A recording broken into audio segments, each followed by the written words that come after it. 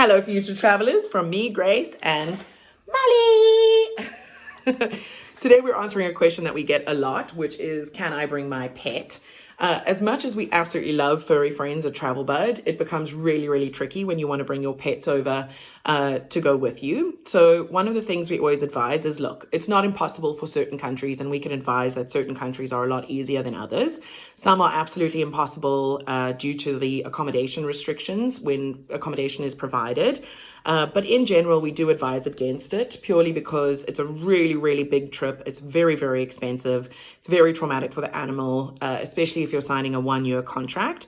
What we usually advise is go, stay there for a while, settle in, see if you can find pet-friendly accommodation. Our team can help you with that, but it's not always available. So once we know those answers, then you can look at bringing your pet over with a legitimate service that will help you get a little pet passport and those sorts of things. But unfortunately, it's not something that we advise until later on in the process if it is imperative to bring a pet.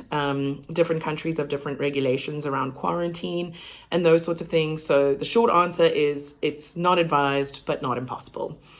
Thank you. Bye.